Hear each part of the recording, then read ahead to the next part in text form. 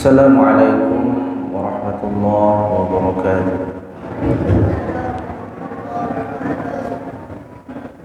Alhamdulillahirabbil alamin wa bihi nasta'inu ala umuri dunya waddin. Wassalatu wassalamu ala asyrafil anbiya'i wal mursalin sayyidina wa maulana Muhammadin sallallahu alaihi wasallam. Allahumma akhrijna min dhulumatil wahmi wa akrimna bi nuril fahmi waftah alaina bi ma'rifatil ilmi wa sahhil akhlaqana bil hilmi.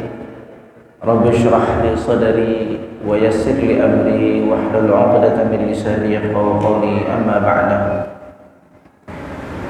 Alhamdulillah, segala puji milik Allah Rabbul Alamin. Di kesempatan malam hari ini kita dipertemukan kembali dalam majelis ta'lim kita, majelis rutinan setiap ba'dal maghrib, yang sama-sama kita niatkan. Mari kita niatkan li'a'la'i kalimatillah.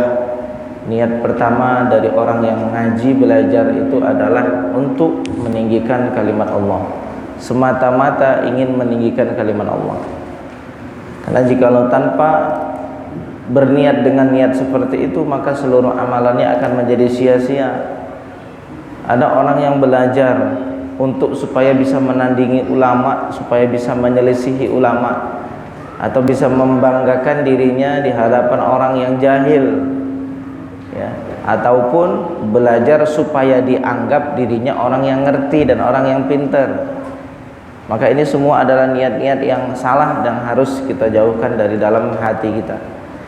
Jadi niat paling utama dalam menuntut ilmu li'a'la'i kalimatillah, untuk meninggalkan syiar agama, meninggikan kalimat Allah Subhanahu wa ta'ala. Alhamdulillah, bulan ini masuk kita di bulan Rabiul Awal, yang dimana-mana perayaan Maulid Nabi SAW. Alhamdulillah, sambutlah Maulid ini dengan penuh sukacita, karena yang mengajarkan tentang merayakan Maulid Nabi SAW itu ya Nabi sendiri. Ketika ditanya beliau SAW tentang puasa di hari Itsnin, lalu beliau SAW menjawab, dzalika yaumun wulidtu fihi. Itu hari yang dimana saya dilahirkan. Bentuk rasa bahagia atas kenikmatan yang Allah berikan dengan cara apa? Dengan cara beribadah.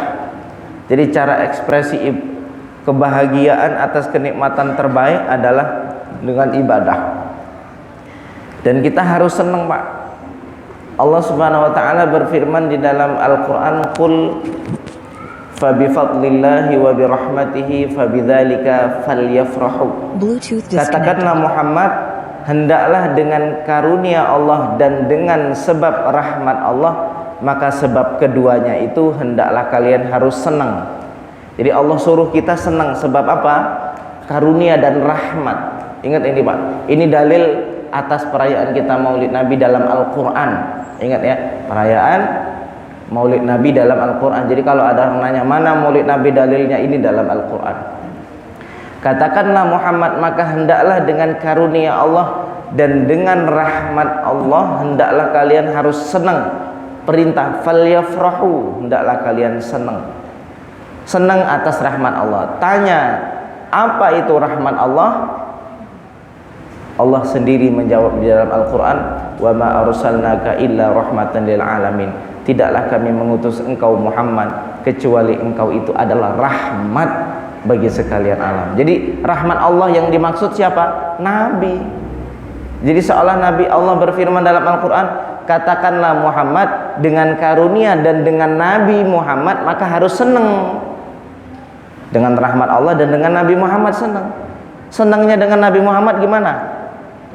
Gimana caranya, cara mengekspresikan rasa senang? Macam-macam. Ada orang ekspresi rasa senang dengan memuji Nabi. Ada orang ekspresi rasa senang dengan beribadah, bentuk rasa syukur. Ada ekspresi rasa senang mengingat-ingat tentang siapa yang disenengin dan siapa yang dibahagiakan. Seorang ibu yang anaknya sudah meninggal, bagian dari cara dia untuk mengobati rasa rindu, kadang-kadang dia cerita-cerita kepada orang. Ya, sering enggak gitu? Cerita tentang tentang anaknya, anak saya dulu gini, begini, begini, ataupun seorang anak yang orang tuanya meninggal, ya orang tuanya sudah meninggal, bagian dari bentuk rasa cinta dan rasa rindu bagaimana? Kadang-kadang cerita ke kawan-kawan, bapak saya itu dulu gini, ingat saya dulu, karena itu wujud dari rasa rindu dan cinta. Cerita, mengkisahkan. Maka bagian dari cara kita bentuk cara cinta kita kepada Nabi Muhammad, kita kisahkan tentang ceritanya. Jadi ini wujud daripada cara bagaimana Nabi SAW itu hidup, rasa rindu itu terbalas. Kita ceritakan bagaimana fisik Nabi. Ya itulah perayaan Maulid Nabi. Jadi perayaan Maulid Nabi bentuk daripada menjalankan perintah Allah di dalam Al-Quran. Qul fa bi fadlillah wa bi rahmatihi fa bidzalika falyafrahu. Katakanlah Muhammad, hendaklah dengan karunia dan dengan rahmat Allah maka harus kalian senang. Jadi kita harus senang dengan apa? Dengan rahmat Allah. Rahmat Allah itu siapa? Nabi. Ya paham caranya, cara memahami ayatnya Pak ya. Jadi memang tidak ketemu dalil dalam Al-Quran itu siapa yang merayakan, ya tidak ketemu. Allah itu bijaksana. Kalau bahasa kita setiap sikap-sikapnya itu tidak kayak anak kecil Pak. Oh anak kecil ya kayak gitu. Anak kecil itu diginikan, ayo kamu begini boleh, ini tidak boleh, semua dikasih tahu. Tapi kalau orang yang paham, satu contoh orang itu akan memahami semua banyak contoh yang dilarang. Paham kira-kira Pak ya? Sama begini dalam Al-Quran dikatakan berzikirlah kepada Allah zikir yang banyak. Allah cuma ngomong begitu, tidak ngasih tahu caranya. Artinya apa? Silahkan berzikirlah kepada Allah dengan cara apapun, selagi cara itu akan mendekatkan kalian kepada Allah. Loh ini kok langsung ada yang nanya loh, kalau zikir berdiri dalilnya apa? Dalilnya mana? Pakai dalil. Paham Pak ya? Jadi yakin perayaan Maulid Nabi itu adalah perkara yang disunnahkan. Ya, perkara yang sunahkan. Mencintai Nabi melebihi dari diri sendiri itu bagian dari tanda kesempurnaan iman. Cinta sama Nabi lebih dari diri kita, lebih dari keluarga, lebih dari istri, lebih dari anak, lebih dari orang tua. Itu adalah suatu tanda kesempurnaan iman. Cinta kepada Nabi melebihi dari diri sendiri, tanda kesempurnaan iman. Bagaimana cara kita mengenalkan orang untuk bisa cinta sama Nabi? Coba bagaimana caranya? Itu kemarin wasilahnya di Talang Sari di atas begitu Pak. Orang datang, mungkin sampai 1000 orang datang kemarin. Ratusan orang datang. Sholawatan. Itu yang hadir itu selain dapat barokah akan tumbuh rasa cinta. Oh enak sholawatan, enak ingat Nabi. Itu jadi syiar. Nah, wasilahnya begitu caranya, untuk supaya orang yang tidak ngerti sama sekali, yang biasanya malam begadang, musik-musikan, mabuk-mabukan, judi-judian, bagaimana cara mendakwahinya untuk bisa cinta sama Nabi? Caranya begitu Pak. Kalau kita datangin ke rumahnya, kamu harus cinta sama Nabi, ya nggak masuk, nggak ngerti cara begitu. Nah ini bagian dari wasilah. Di masyarakat kita bikinkan apa satu komunitas kepanitiaan pelaksanaan Maulid Nabi. Akhirnya semua masyarakat diundang untuk hadir. Terpaksa dia datang dengerin ceramah. Mungkin ada satu kalimat, 2 kalimat dari penceramah yang itu kalimatnya memberikan pengaruh bekas kepada orang yang dulunya tidak ngerti dengan agama. Itu bagian daripada wasilah. Jadi kalau ditanya, kalian ngapa merayakan Maulid? Mana dalilnya? Tanya balik, apa dalil? Sebutkan ke kami dalil Maulid Nabi itu dilarang. Balik begitu, sebutkan saja dalilnya Maulid Nabi itu dilarang. Kalau memang ada dalilnya dilarang, saya akan meninggalkan Maulid Nabi. Jangan gitu, balikin kayak gitu Pak. Jadi dia minta dalil perayaan Maulid Nabi, kita tanya mana dalil ini dilarang. Paham? Caranya mudah ya, balikkan seperti yang mereka tujukan kepada kita. Jadi senanglah atas perayaan Maulid. Ya. Di dalam Sahih Bukhari, paman Nabi Al-Abbas, mimpi ketemu Abu Lahab. Kita tahulah kisah Abu Lahab, betapa jahatnya Abu Lahab kepada Nabi SAW, jahat kepada agama ini, jahat Pak. Apa yang dilakukan sama Abu Lahab? Mencela Nabi Muhammad saat ketika Nabi Muhammad mendakwahkan agama. Semua orang setelah 3 tahun, semua orang dikumpulin orang kafir Quraisy di Mekah. Beliau naik ke Bukit Safa lalu mengatakan tentang bagaimana pendapat kalian tentang diriku. Lalu semuanya menjawab apa? Ma jarrabnaka kadziba. Kami tidak pernah menguji dirimu kecuali kami dapati engkau itu orang yang jujur. Engkau itu orang yang al-amin, terpercaya. Sudah semuanya sepakat bahwa Nabi itu tidak pernah bohong. Nabi mengucapkan, bagaimana pendapat kalian seandainya aku peringatkan kepada kalian tentang azab yang pedih di hari kiamat, tentang Tuhan yang satu, Tuhan kami dan Tuhan kalian terdahulu dari ayah-ayah kalian terdahulu. Marah Abu Lahab, langsung Abu Lahab jawab, tabban laka ya Muhammad, celaka engkau Muhammad, alihada jama'atana, sebab ini engkau kumpulkan kami. Sekali ngomong tabban laka ya Muhammad, Allah turunkan surah tabbat yada abi lahabi wa tab. Sampai kiamat dibaca, Pak. Sekali mencela Nabi Muhammad, Allah cemburu. Cara cemburu Allah sampai kiamat itu orang mengucapkan kalimat celaan kepada Abu Lahab. Setiap kali sholat yang dibaca sama imam, setiap kali baca tabbat yada abi lahabi wa tab, itu mencela Abu Lahab. Yang dia cuma sekali mencela Muhammad SAW, tapi Allah balas dengan sampai kiamat dia terhina, sampai diabadikan kisahnya dalam Al-Quran. Itu sekali nyakiti Nabi begitu, Pak. Ya, Allah cemburu. Ya, Allah sangat cinta kepada Nabi Muhammad, sehingga siapapun yang memusuhi Muhammad SAW, dia akan dimusuhi oleh Allah Subhanahu Wa Taala. Lalu dalam mimpi Sayyidina Al-Abbas yang diriwayatkan oleh Imam Bukhari dalam sahihnya, Sayyidina Abbas melihat pamannya Nabi Abu Lahab dalam neraka, diazab begitu pedih. Lalu Abbas bertanya, wahai Abu Lahab, bagaimana kondisimu? Abu Lahab menjawab, kondisiku seperti yang kau lihat, terhina, tersiksa, pedih, sakit. Ya, sakit. Kalau ditanya, lo itu disiksa sakit kok bisa ngomong? Ya, orang ini kalau lagi sakit gigi tidak bisa jawab. Bertanya tidak gitu? Hah?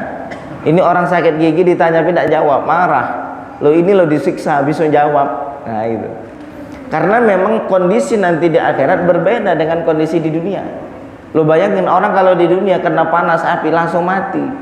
Lo orang-orang kafir diazab, disiksa itu tidak mati, tapi kepedihan luar biasa. Allah wujudkan bentuk fisik yang tidak sama dengan fisik yang ada di dunia, beda. Lu nanti di akhirat iblis itu sempat khutbah. Lu sambil disiksa itu sempat khutbah. Khutbahnya cerita tentang apa? Ini kalian orang-orang tersesat yang dulu kami sesatkan, begitu ya, macam-macam lah khutbah dari iblis itu kan. Artinya apa? Disiksa Abu Lahab, tapi sempat juga menjawab dari pertanyaan Al-Abbas paman Nabi SAW. Saya disiksa dengan siksaan yang pedih, akan tetapi setiap hari Itsnin Allah ringankan azab saya. Lalu Allah keluarkan dari jari jemari, lalu saya isep setiap hari Senin. Kenapa? Karena saya pernah senang atas lahirnya Muhammad SAW. Atas dasar apa Abu Lahab senang? Atas dasar ponaan. Wajar enggak kalau seorang paman ponaannya lahir senang? Wajar. Bukan sebagai itu utusan Allah, bukan sebagai seorang nabi yang harus dicintai, bukan. Sebagai ponaan, loh, senang atas dasar ponaan kepada Nabi Muhammad, itu pun dapat barokah. Setiap hari Senin diringankan azab, dan setiap hari Senin Allah keluarkan dari jari jemarinya air, lalu diisap oleh siapa? Oleh Abu Lahab. Ya. Makanya Syekh Hafiz Nasiruddin Ad-Dimishqi beliau mengatakan, mengomentari hadis ini ya, idza kana hadza kafirun ja'a dhammuhu bi tabbat yadahu wa fil jahimi mukhallada. Apabila ini orang kafir, idza kana hadza kafir ja'a dhammuhu, telah datang celaannya di dalam Al-Qur'an. Al-Qur'an mencela tabbat yada abi lahabi wa tab. Bi tabbat yadahu, dengan surah tabbat yada abi lahabi wa tab. Hatta innahu yukhaffafu anhu fi yaumil itsnaini lis-sururi bi ahmada. Sehingga Sesungguhnya Abu Lahab telah datang di dalam hadis bahwa Abu Lahab diringankan azabnya karena pernah senang dengan Ahmad atau Muhammad. Fama dhannu bil abdil ladzi tula dahrihi bi ahmada masrura wa mata muwahhida. Apa pendapatmu tentang seseorang sepanjang hidupnya cinta sama Nabi, matinya bawa iman? Loh, ini loh orang kafir musuhi Nabi, nyakiti Nabi, ya, mencela Nabi, sampai Al-Quran lo mencela. Lo itu mati dapat keringanan azab gara-gara senang atas lahirnya Nabi. Lo kita ini lo sepanjang hidup lo cinta sama Nabi, tidak pernah musuhi Nabi, pengen ikut sama Nabi. Apa yang akan Allah perlakukan nanti di akhirat, Pak? Dengan kondisi orang yang siapa? Yang hidupnya cinta sama Nabi. Makanya maulid Nabi ini di akhir zaman nih, ya asli hukumnya sunnah. Tapi jikalau itu wasilah pendekatan kepada cinta Nabi kepada umat, maka bisa jadi keharusan. Setiap masjid harus bikin maulid. Setiap kali kalau kita diundang ngisi pengajian di maulid itu selalu kita sampaikan, ingat, maulid ini bukan hanya sebatas seremonial tahunan. Tahu seremonial tahunan? Oh, bulan Maulid, wah kita maulidan, bulan Maulid maulidan, doa, pulang maulid, pulang tidak ada bawa apa-apa. Oh senang baik, oh apa? Iya pokoknya, oh tadi seru, nah itu seru-seru baik. Apa hikmah yang dibawa pulang dari maulid? Ini yang harus kita pelajari. Pulang dari maulid tambah cinta sama Nabi. Pulang dari maulid tambah amalan sholawat kepada Nabi. Semakin ta'alluq, terhubung, terikat hatinya sama Nabi. Ini yang diharapkan. Ya, jadi ini kan lagi ramainya maulid, kita diundang menghadiri acara. Maka saat sebelum datang niatkan, ya Allah saya ingin datang maulid untuk menumbuhkan rasa cinta dalam hati kepada Nabi. Saya ingin hadir di maulid, ingin menyenangin Nabi Muhammad Sallallahu Alaihi Wasallam. Coba datangin niat itu, Pak. Hadirkan niat itu, Bu, ya. Hadirkan niat itu.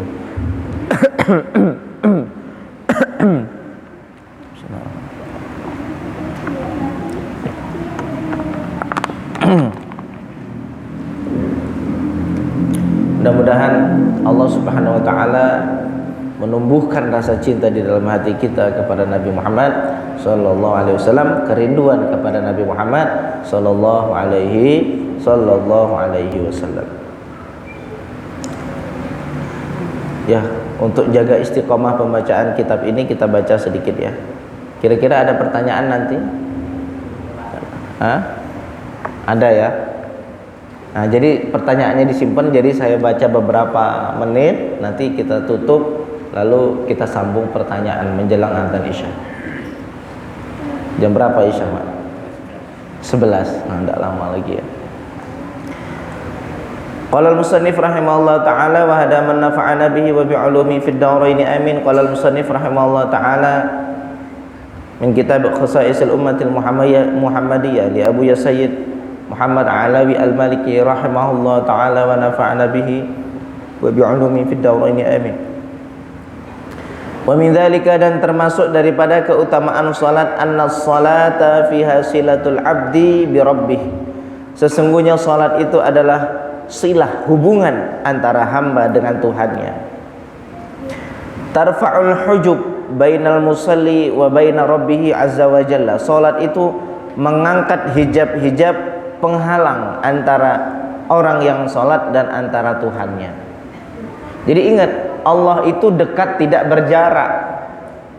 Allah itu maha besar tidak berbentuk. Ingat ini. Jadi dekatnya Allah artinya saat ketika hijab hamba itu mulai terkikis dari diri. Ingat itu, Pak.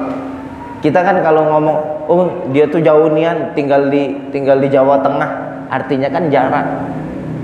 Oh semakin kita mendekat jarak, makin mendekat, semakin kita berada di sampingnya, kita akan mengatakan saya dekat dengannya. Tetapi kita dengan Allah, sejatinya Allah itu dekat. Ya, wa huwa aqrabu ilaikum min hablil warid. Allah itu lebih dekat dari urat nadi. Kurang dekat apa urat nadi? Wa huwa ma'akum aina ma kuntum. Dia bersama kalian dimanapun berada. Dekat tak? Tapi dekat tanpa batas. Lalu yang menjadikan jauh itu hijab diri kita. Ya, hijab apa? Penghalang. Kita banyak penghalang dalam diri, penghalang nafsu, cinta dunia, ya. Apalagi kebencian dalam hati, ada rasa hasad dalam hati, ada rasa sombong dalam hati, rasa takabur, tidak ikhlas dalam beribadah, ya. Suka kalau orang lain mendapatkan hal buruk, ya, suka hatinya, lalu senang saat mendapatkan orang lain mendapatkan keburukan. Ini hijab-hijab diri. Banyak hijab diri. Semakin seseorang itu pendekatan kepada Tuhan dengan cara mengikis hijab itu, makin dekat kepada Allah. Yang sejatinya Allah memang dekat. Ya.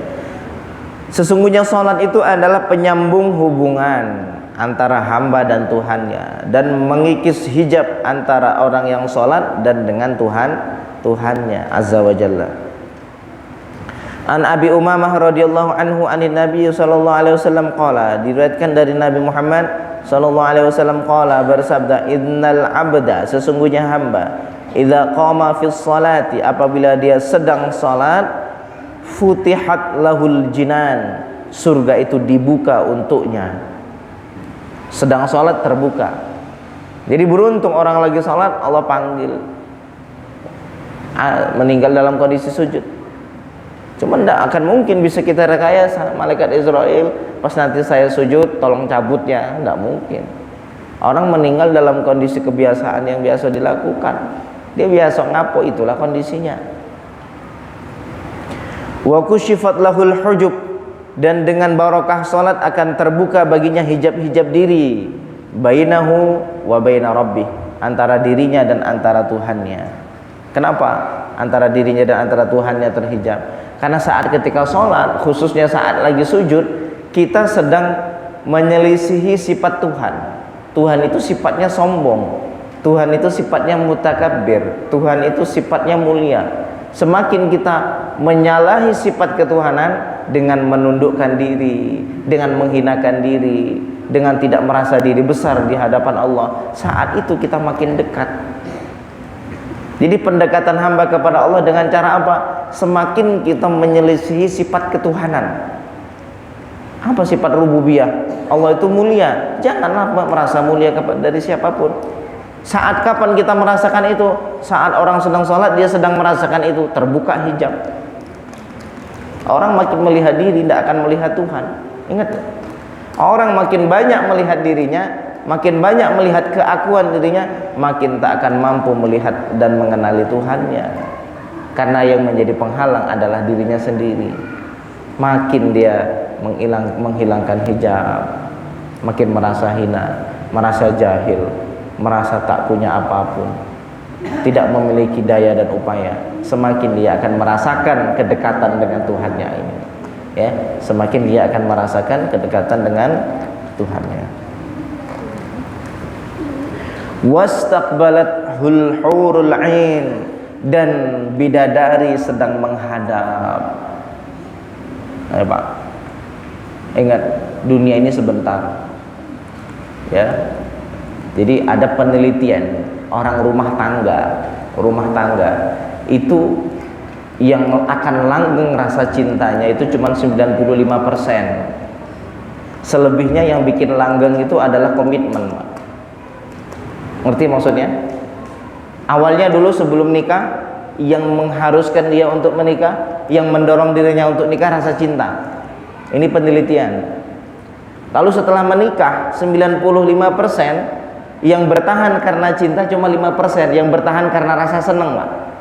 Bertahan karena rasa cinta itu 5%. Selebihnya bertahan karena komitmen. Komitmen apa? Ya sebagai suami punya tanggung jawab, apalagi sudah punya anak, ini komitmen cuma. Selebihnya cuma komitmen. Itu sudah penelitian, Pak. Tidak bisa dipungkiri, Pak.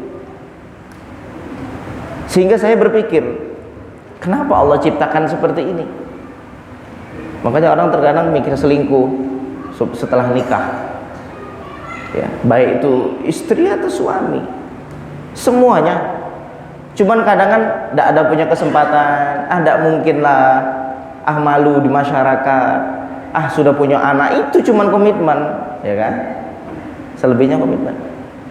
Sehingga saya berpikir, kenapa Allah ciptakan seperti ini?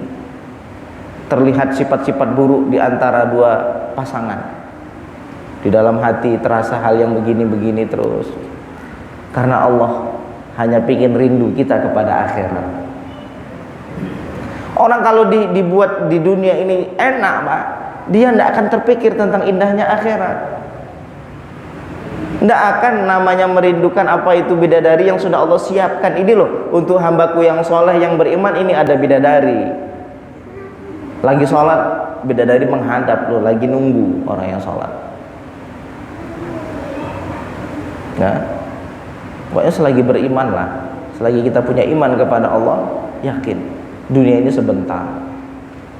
Bersabar karena Allah dan berjuang karena Allah.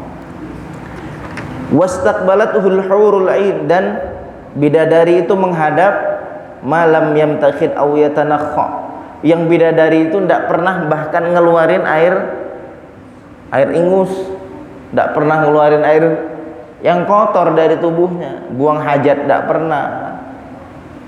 Wangi, Pak. Bidadari nunggu siapa? Orang yang lagi sholat.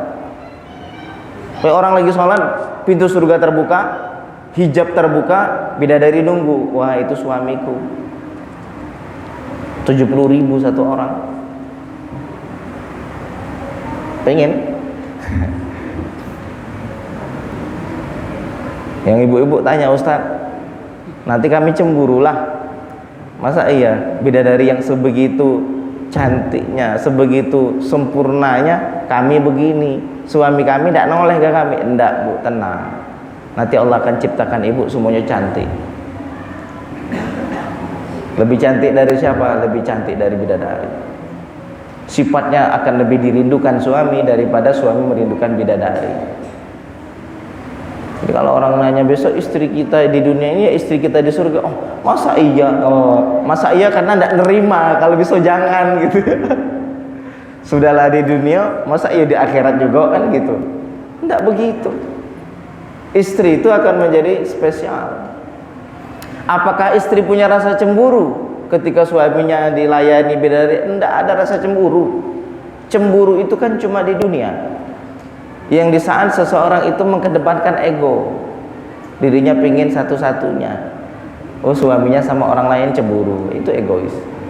Tapi ketika di akhirat, yang dilihat adalah Allah, yang ditatap Allah, yang dilihat ridhonya Allah, sehingga melihat suaminya sedang dengan bidadari, dia ikut senang.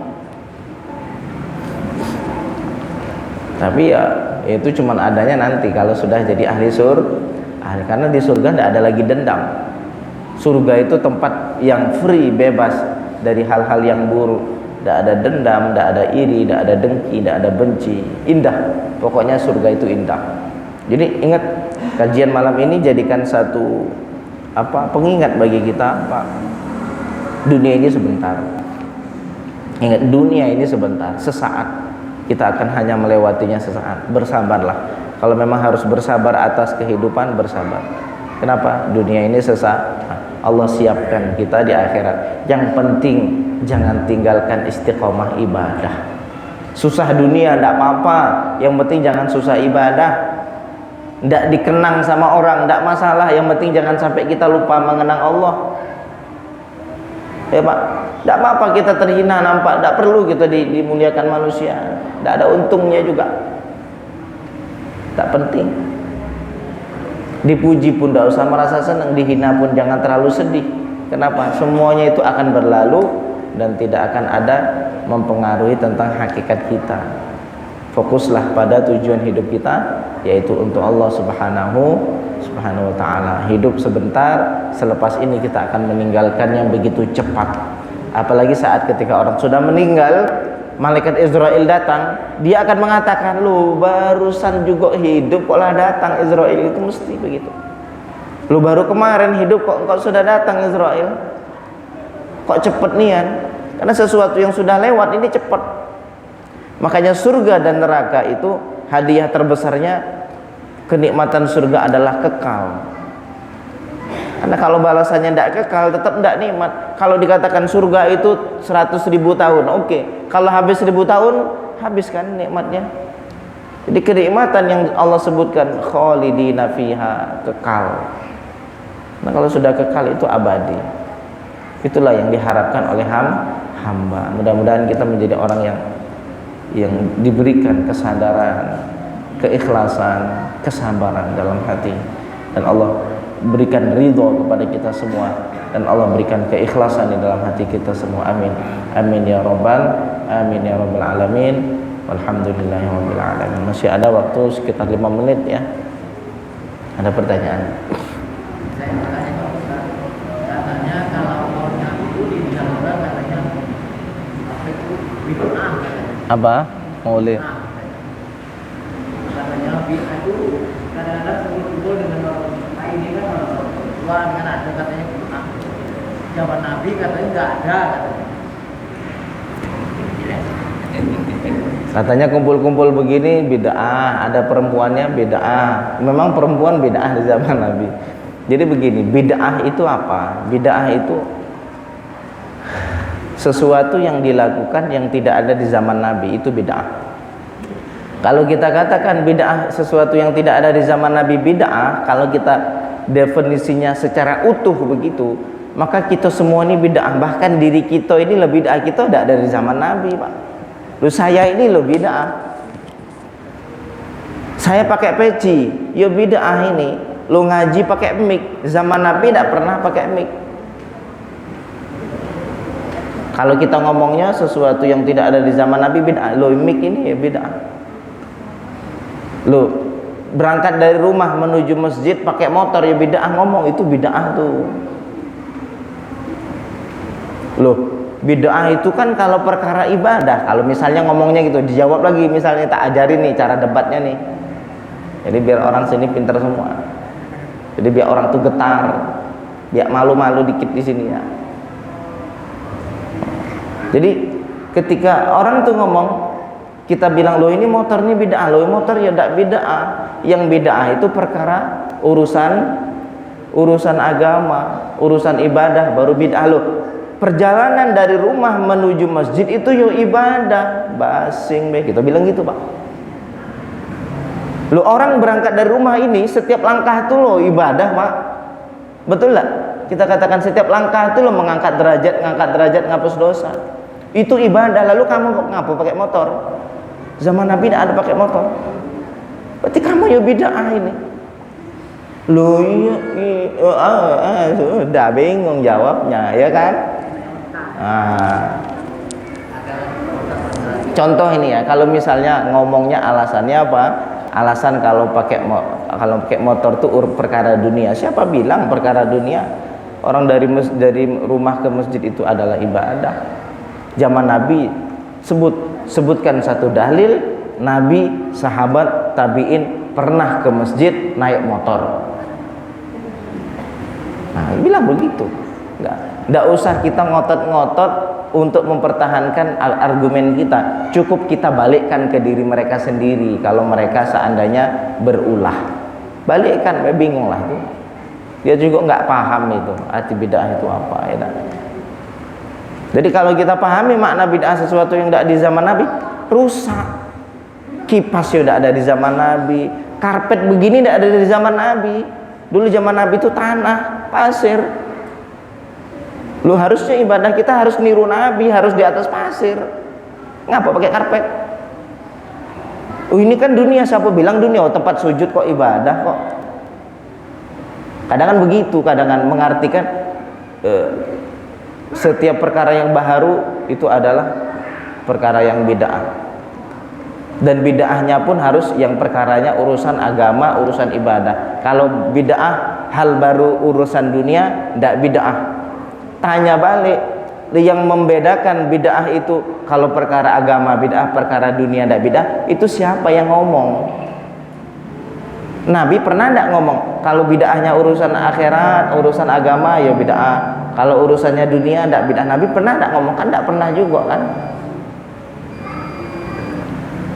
Paham ya? Jadi memang zaman dulu orang tenang dengan ibadahnya Pak. sekarang ini dibikin huru-hara gara-gara paham ini datang. Serius saya.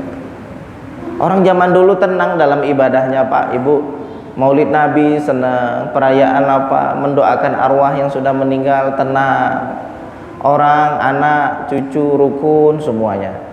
Sekarang muncul paham ini dak rukun, ini dak rukun, ini dak rukun, ini saling menyalahi, satu kampung sudah menutup diri muncul pemahaman itu.